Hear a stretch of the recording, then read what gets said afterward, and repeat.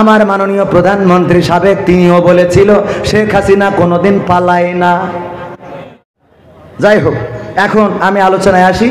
তাইলে 2 নম্বর আয়াত নিয়ে আলোচনা করতে চাইছি। সূরা সফ নামকরণ হয়েছে। 3 নম্বর আয়াতে আল্লাহ বলেছেন ইন্নাল্লাহা ইউহিব্বুল্লাযীনা ইউকাতিলুনা ফি সাবিলিহি সাফফান কাআন্নাহুম বুনিয়ানুম মারসুস। এখানে যে সফ শব্দটা আল্লাহ ব্যবহার করেছেন সেই সফ শব্দটাই এই সূরার নামকরণ। সূরাটা নাজিল হয়েছে মাদানী যুগে। আর মাদানী সূরা বলতে আমরা এক বাক্যেই জানি কি, যে মদিনায় যা নাজিল হয়েছে তাই মাদানী, মক্কায় যা নাজিল হয়েছে তাই মাক্কি। আসলে কিন্তু সেটা না। আল্লাহ রাসূলের হিজরতের পূর্বে যত সূরা নাজিল হয়েছে সব সূরা মাক্কি, হিজরতের পরে যত সূরা নাজিল হয়েছে সব সূরা মাদানী। সেটা হোক মক্কায়, হোক মদিনায়, হোক ইয়াসরিবে, হোক আরো অন্যান্য শহরে। কথা কি ক্লিয়ার? কথা কি বোঝা গেছে? আমরা অনেকেই ভালো করে বুঝিনি। আমি বললাম বলেন কালেমায়ে তৈয়বাটা কি? বলছে লা ইলাহা ইল্লা আনতা সুবহানাকা ইন্নী কুনতু মিনাজ জালিমিন। এটা কালেমায়ে তৈয়বা হলো? এরকম আল্লাহর ওলি আছে না নাই? বহুত আছে। আছে মানে কি? ধরিয়ে দেখেন। বললাম ইসলামের স্তম্ভ কয়টা? বলছে হুজুর 2টা। আমি বললাম কি কি? বলছে একটা মা বাবার খেদমত করা আর একটা বিয়ে করা। আমি বললাম যাক, তাও মেনটা রাখিছেন এর মধ্যে, তাও তো মেনটা আছে। আমার যুবকদের যদি জিজ্ঞেস করেন বিয়ের জন্য খুব বাই উঠে গেছে, যদি জিজ্ঞেস করেন এই এত তাড়াতাড়ি বিয়ে করবি কেন, তা কয় এটা তো ফরজ, এটা বিয়ে না করে মরণের কথা তো বলা যায় না, যদি মরি যায় তা আল্লাহর কাছে কি জবাব দেব? অথচ আল্লাহর ওলি 1 ওয়াক্ত নামাজ পড়ে না। ওই 1 ওয়াক্ত নামাজ পড়ে ও আল্লাহর কাছে কি জবাব দেবে বিয়ে না করলে? এই নিয়ে ওর টেনশন। সহ্য না করি পারব, কয় জায়গার দড়ি কোনে লাগাবো? আয়াত নম্বর কত? 2 নম্বর আয়াত। আল্লাহ বললেন ইয়া আইয়ুহাল্লাযীনা আমানু লিমা তাকুলুনা মা লা তাফআলুন। সরল অর্থ হলো ওগো বিশ্বাসীরা, ওগো ইমানদারেরা, ওগো মাওলানারা, ওগো মুফতিরা, ওগো বাংলাদেশিরা, ওগো সৌদি আরবিয়ানরা, ওগো আমার পৃথিবীর মানুষেরা, তোমরা যারা বিশ্বাস এনেছো, ইমানের দাবিদার, তোমরা শুনে নাও। যারা বলো আমরা ইমানদার, তোমরা যারা আমি আল্লাহকে বিশ্বাস করো, রাসূলের প্রতি ঈমান এনেছো, তোমরা শোনো এমন কথা কেন বলো যা তোমরা কাজে পরিণত করো না। কথাটা কার? এরকম আল্লাহর বান্দা আছে না নাই? আছে মানে কি? আমি 1 নম্বরে, তারপরে তো এবার সিরিয়াল গনেন। আমার 1 নম্বর দিয়ে এবার গুনাহ শুরু করেন। স্ত্রীর সাথে ভালো ব্যবহার করবা। চেয়ারম্যান বিচার করে বেড়াচ্ছে, এই বেয়াদব তুই আরেকজনের বেড়া ভাঙতে গেছিস কেন? থাবাই দাঁত ফেলাই দেবো। বেয়াদব কোথাকার। বিচার করে না করে না? এই বিচার করি কয়দিন পরে দেখা যায় চেয়ারম্যানের জুতো আর একজনের খাটের তলায় রে। আছে না নাই? কলা চুরি করেছে, বিচার হচ্ছে, বলছে দেখ তুই কলার খান্দি চুরি করেছিস, তোর যদি কোরআনের আইন থাকতো তাইলে তো হাতের কবজি কেটে দেওয়া হইতো। নসিবটা ভালো যে শেখ হাসিনা কোরআনের আইন কায়েম করে নাই, তাই তোর হাতের কবজিটা বেঁচে গেল। দয়া করে কোনোদিন চুরি করবা না রে। এরপরে দেখা গেল আমার আর্মি থেকে, বিডিআর থেকে, বা বিজিবি থেকে, অথবা ডিবি থেকে, অথবা অন্য কোনো তদন্ত প্রতিষ্ঠান, তারা এসে তদন্ত করে দেখে চেয়ারম্যানের গোডাউনি সরকারের দিয়া রিলিফের চাইলগুলো সব ঢুকায় না। ওদিকে বিচার করছে কের? কলা চুরির। আর রিলিফের চাইল সব কনে? চেয়ারম্যানের গোডাউন। এরকম আছে না নাই? আছে না নাই? আল্লাহ তাদের বলছে এমন কথা কেন বলো যা তোমরা কাজে পরিণত করো না। তার মানে নিজে চুরি করে আবার অপরকে চোর থেকে ভালো হইতে বলে রে। আবার দেখেন আমার ওবায়দুল কাদের কাকা বলল কি, পালাবো না, প্রয়োজন হলে ফখরুলের বাসায় গিয়ে উঠবো। বলেছে তো, বললে আবার এখন খুঁজে পাওয়া যাচ্ছে না। তাহলে ওর জন্য এই আয়াতটা। কথা কি বোঝা গেছে? আল্লাহ দেখি বলছে ইয়া ওবায়দুল কাদের চৌধুরী লিমা তাকুলুনা মা লা তাফালুন। এমন কথা কেন বলো যা কাজে করো না? বললি পালাবি না, আবার এখন খুঁজে পাওয়া যাচ্ছে না। কথা কয় না? আছে তো, আছে তো। আবার বললেন না যে নেই। আমি কিন্তু প্রথম নাম্বারটা দিছি কার? আমার পরে ওবায়দুল কাদের, তারপরে হাসান মাহমুদ চৌধুরী, তারপরে এমপিরা সব কোথায় গেল, মন্ত্রীরা সব কোথায় গেল, কোথায় কাদের কাকা? তাদের সারা দেশটা এখন লাগে ফাঁকা ফাঁকা। মন্ত্রীরা সব কোথায় গেল, এমপিরা সব কোথায় গেল, কোথায় কাদের কাকা? তাদের ছাড়া দেশটা এখন লাগে ফাঁকা ফাঁকা, ওদের ছাড়া দেশটা এখন লাগে ফাঁকা ফাঁকা।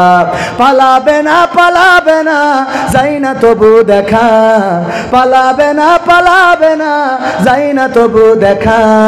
তাদের ছাড়া দেশটা এখন লাগে ফাঁকা ফাঁকা, ওদের ছাড়া দেশটা এখন লাগে ফাঁকা ফাঁকা। আইন মন্ত্রী আটকে গেল আইনেরই ফাঁকে, দাড়ি ছাড়া দরবেশের ভণ্ড ভণ্ড লাগে। আইন মন্ত্রী আটকে গেল আইনেরই ফাঁকে, দাড়ি ছাড়া দরবেশের ভণ্ড ভণ্ড লাগে। শুনছি কত নেতা নেত্রী খাইতেছে ভাই ডান্ডা, বিচারপতি কালামানিকের ফাটিয়েছে আন্ডা। পলকের ঝলক গেল, পলকের ঝলক গেল থামিয়ে নেটের চাকা। তাদের ছাড়া দেশটা এখন লাগে ফাঁকা, ওদের ছাড়া দেশটা এখন লাগে ফাঁকা ফাঁকা। কই গেল সেই সংসদেতে মমতাজের গান, কোথায় গেল হযরত বলা শামীম ওসমান? খেলা হবে, খেলা হবে, আসো খেলবো। মনে আছে? মনে আছে? আবার তারা শুনি বোরখা পরে পালিয়েছে। ওগো আমার ভাইরা, ওদের ব্যাপারে আল্লাহ বলছেন, ইয়া আইয়ুহাল্লাযীনা আমানু লিমা তাকুলুনা মা লা তাফআলুন। আল্লাহ বলছেন, ওগো ওবাইদুল কাদের, ওগো মমতাজ, ওগো শামীম ওসমান, ওগো কবির বিন সামাদ, ওগো রেজাউল, ওগো মাহফিলের সভাপতি, ওগো মসজিদের ইমাম, ওগো ইমানদারেরা, তোমরা যারা ইমানের দাবিদার, আমার মাননীয় প্রধানমন্ত্রী সাবেক তিনিও বলেছিল শেখ হাসিনা কোনোদিন পালায় না, কথা কয় নাই। এই জন্য আল্লাহ সূরা সফের 2 নম্বর আয়াত দিয়ে বলল যে দেখো এমন কথা বলা যাবে না। এমন কথা কেন বলো গো? আল্লাহ পরের 3 নম্বর আয়াতে বললেন, কাবুরা মাকতান ইনদাল্লাহি আন তাকুলু মা লা তাফআলুন। আমার আল্লাহ বলছেন এটা আল্লাহর কাছে অত্যন্ত ঘৃণার, অত্যন্ত অপছন্দের, অত্যন্ত রাগের, অত্যন্ত ক্রোধের যে তোমরা মুখে যা বলো কাজে তা পরিণত করো না। কথা কি বোঝা গেছে? এই কথাগুলো শুধুমাত্র আমরা বলি তা না, অনেক হুজুর আছেন আগে নাকি বলতো যে আমরা যা বলি তোমরা তাই করো করো গো, আমরা যা করি তোমরা তা করিয়ে না, এরকম অনেকেই বলে না। আগে আমল করা দরকার কাদের? আমাদের নিজেদের আমল করা দরকার। আমরা যদি আমল করতে ব্যর্থ হই আল্লাহ আমাদেরকে পাকড়াও করবেন, বিপদে ফেলে দিবেন।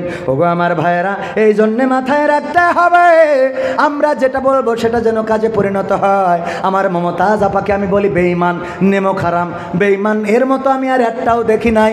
সংসদে কত গান আমাদের শোনাইয়েছে, যেই সংসদে জনগণের কথা বলার দরকার, যেই সংসদে রাস্তা ভেঙে গেছে, এখান থেকে জিগর কাছে যাইতে গেলে বড় বড় গর্ত আছে না নাই? রাস্তার মধ্যে গর্ত গোরে, এইগুলো বলা দরকার সেই পবিত্র সংসদে। তাই সেই সংসদে জনগণের কথা না বলে তেলের কথা বলেছে, বঙ্গবন্ধুর নিয়ে গান, শেখ হাসিনার নিয়ে গান গেয়েছে না গায় নাই? সংসদে গান শুনাইলো।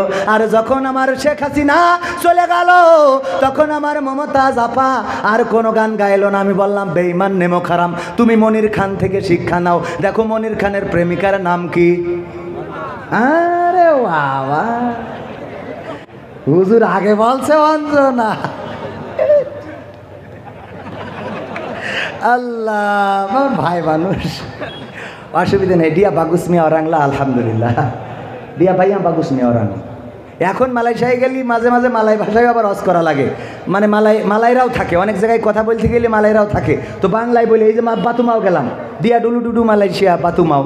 Saya ada pisana, ada orang sikap sini, ada orang Melayu, you sikap siki Melayu sikilah. হ্যাঁ, তো অল্প অল্প মালয় ভাষা বললাম। মালয়েশিয়ানরাও বসে থাকে, তাদের যদি একদম মালয় ভাষা না বলি তা বুঝতে পারে না। তো আমার দিয়ে ইংরেজি হবে না, ইংরেজি শেখার জন্যই আমি আমেরিকার ভিসা অ্যাপ্লাই করেছি। আমি আমেরিকায় যেয়ে 2 মাস থেকে আসতে পারলি তারপরে বলবো ইনশাআল্লাহ। এখন যেটা বলি ওটা ডোনাল্ড ট্রাম্প ছাড়া কেউ বোঝে না। দেখেন তো মাঝে মাঝে, what is this, how are you. হ্যাঁ, আমরা আমি আবার একটা মাদ্রাসা করেছি, ওখানে ইংলিশ ভার্সন নিয়ে এসেছি। আমি বলেছি আমার ছাত্র যারা সবাইকে কমপ্লিট ইংরেজিতে কথা বলা শিখতে হবে। আমি ইংরেজি সবাইকেই শেখাবো, মানে টিচার রাখেছি যারা শিখতে, আমাদের শিখলি তো আবার ওই পর্যন্ত হবে। তো এই জন্যে আমি আবার টিচার রাখেছি ভালো।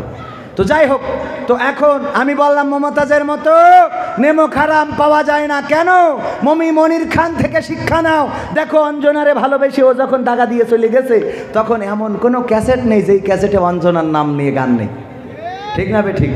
এখনকার যুবকেরা যার সাথে লাইন মারতে চাও, বিয়ের পরে যদি বলে শুনিলাম তুমি নাকি ভাসমান সেতুর উপরে কার সাথে একটা সেলফি তুলিলে, বাবু খালাই তো বোন, তুমি মাইন্ড করিও না। ঠিক না বে ঠিক?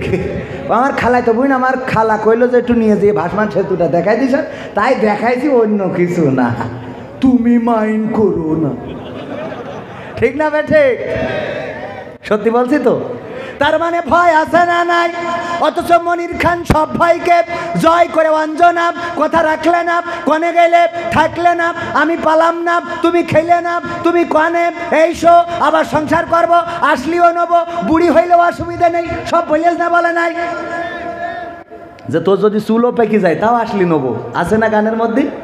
যুবকরা জানে, আমিও জানি। অথচ আমার মমতা জাপা সংসদে গান শুনাইলো, বঙ্গবন্ধু ছাড়া নেতা নাই, হাসিনা ছাড়া নেত্রী নাই। আর যেই আমার মাননীয় প্রধানমন্ত্রী সাবেক, উনি চলে গেল দাদার ওখানে, হ্যাঁ মমতা জানে। অন্তত তুই এখন এতটুক গাতিস, আমার সোনার ময়না পাখি কোন বাদোষে দাদার কাছে গো, আমরা দেশে কেমনে থাকি রে আমার সোনার ময়না পাখি। গাওয়া যেত না, যেত না, এখনো গাছছে, তবে এখন কিরাম গাছে জানেন?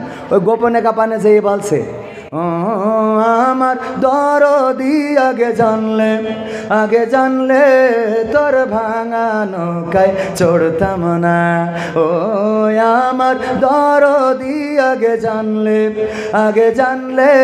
তোর ভাঙা নৌকায় চড়তাম না, ভাঙা নৌকায় চড়তাম না, আর এই বিপদে পড়তাম না, ওরে মায়েরে মুরে ফাটাই ফেলেছে বাসার রাস্তা পাইলাম না, আগে জানলে এই বর্ডারে ধরা খাইতাম না। ঠিক না বেঠে? গোপন গাপানে গাও, অসুবিধা নেই। তবে আমি বলি, সেদিন এক জায়গায় গিয়েছি, বলছে হুজুর এই নৌকা নিয়ে কথা বলি। আমি বলছি তোমাদের এই নৌকা কি আমি আমলিগের নৌকাটাই নিয়ে আইছি কেন? আমি নুহু নবীর কিস্তি নিয়ে আলোচনা করতেছি, তুমি এনে নৌকা নিয়ে কথা বলা যাবে না? মানে নুহু নবীর কিস্তি আছে না নাই? তো ওই কিস্তি নিয়ে আওয়াজ করলি তোর সমস্যা করে পাকাম। একবার তোমরা কিস্তি বানাবার আমরা বললি দোষ। ও টিস্যু আছে ভাইরা আমার, আর একটু কি কথা বলবো? কয় রাত সে আমি জানি আপনারা কত সারা রাত থাকা মানুষ, সময় যেহেতু। হ্যাঁ হ্যাঁ হ্যাঁ, সাউন্ডের ভাইদের কি করব? বিয়ে করেছে? হ্যাঁ বিয়ে করবে? সাউন্ডের ভাই কি করবে? ও সাউন্ডের প্রচার করে দেবো? ও আচ্ছা। না অনেক যুবক আছে আবার কয় হুজুর আমার জন্য একটু দোয়া করে দেন যেন আমার বিয়েটা হয়। তা আমি মনে করি সাউন্ডের ভাই আবার ওই দোয়া চাচ্ছে কিনা, যে হুজুর একটু দোয়া করে দেন। আল্লাহ কবুল করুন, বলেন আমিন। সাউন্ড ভালো আছে, অসুবিধা না। আরও কিছু সঙ্গীত আমার এই বইয়ের মধ্যে আছে, কয়টা জানেন? 100-রও বেশি। এই যে কত সুন্দর বই, 100-রও বেশি, কত সঙ্গীত শোনাবো। এখনো রয়েছে গণতন্ত্র নিয়ে গান।